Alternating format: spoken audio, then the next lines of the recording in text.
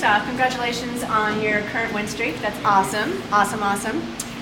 So as an amateur, you really had fast hands. I mean, you were fists of fury, and I loved it. But in your last fight, you used a lot of your grappling skills and ground clinch and takedowns, and you were really very surprisingly great. Have you been working on those skills diligently, and do you feel like you're strong on the ground and on your feet? I feel confident in both now.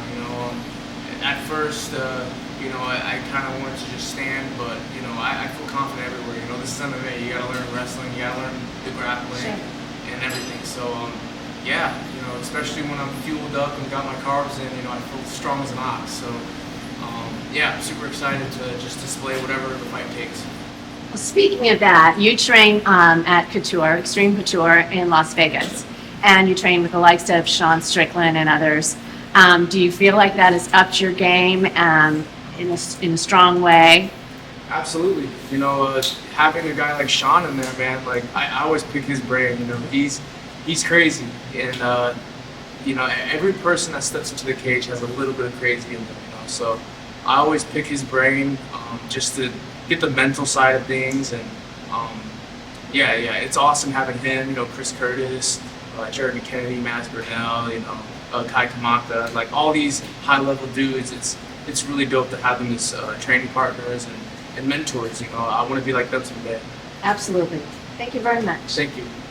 Now, obviously, you're known for your grappling, but even with your opponents knowing that, you're still able to get them down. How are you able to mix it up so well to implement that game plan so effectively?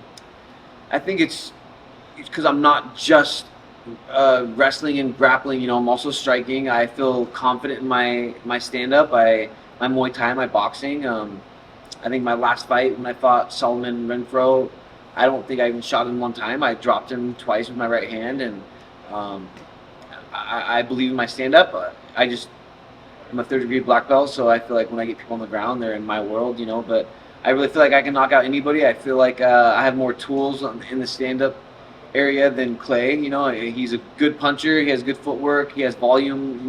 Throws a lot of combinations. But I think my kicks and my punches and I just feel like I have more tools in the toolbox than him. So don't be surprised if I knock him out or drop him with some stand-up for sure.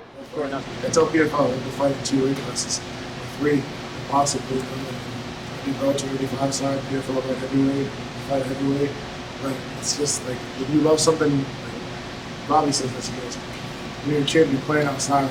You can play outside for 7, 8, 10 hours. And then when they call you in and the lights come on, you can still play more because you're just doing what you love.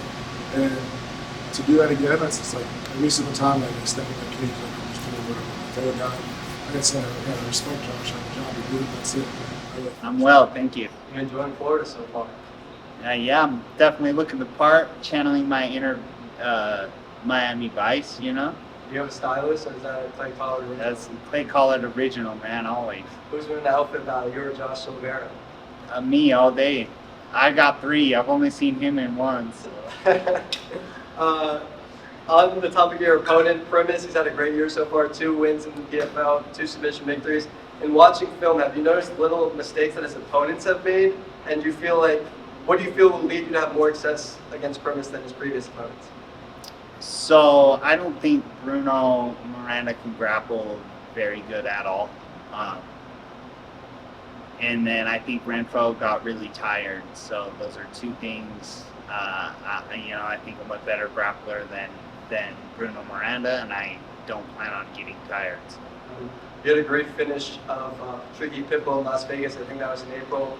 You suffered defeat your last time out. What do you feel went wrong for you that night in Utah? And were there any takeaways that you bring with you into this one? Yeah, I mean, home state, I was trying to put on a show, keep it on the feet and throw down, and I think I got a little lax on my takedown defense. I let him take me down, and he just held on for dear life at that point. He wasn't trying to ground and pound me. He wasn't really looking for submissions. He had a handcuff and was just hanging on. So I just think I need to be more aware of wrestling and not get so caught up in the striking battle.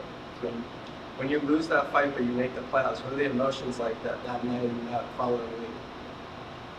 Man, we're just happy we did enough to move on and get to this point. and then it was right back to work. Now, questionable loss to say the least with that one. What do you want to do differently this time to make sure there's no questions in there? Oh, that's the thing. I'm a finisher. I'm a fighter that likes to finish fight. I had my success was with finishes, and that ranking messes with my head. Like I was number one. I was like comfortable, I guess. So I didn't have to take that much risk. But I'm a better fighter when I have to take risk, and that's how I'm approaching that fight. With like, it's all in. Like, you win or you go home, and I'm not ready to go home yet. Right. Jonathan Ramacon, Fight Bananas. You spoke about how coaching has kind of been something that you've enjoyed. Helping some of the amateur fighters with that. How has that maybe helped you grow as a fighter? From coaching, Yes. like wanting to coach. Well, coaching some of the amateur fighters that Oh, you the amateur fighters, yeah. I think it's always important because kind of takes you back to some of those first techniques, that first, not just techniques and moves and things like that, but like the mentality of growing. Obviously, when my amateur days, it's a totally different way, a mindset than what I am today now. It's important to give back too, right? We always think about going ahead, going forward, but one day I'm gonna be an old person and I'm not gonna be able to do this anymore. And it's important to keep the good mentality going, right? And for the upcoming fighters, and at American Top Team, it's like a never-ending cycle. There's new faces in there all the time. I always want to help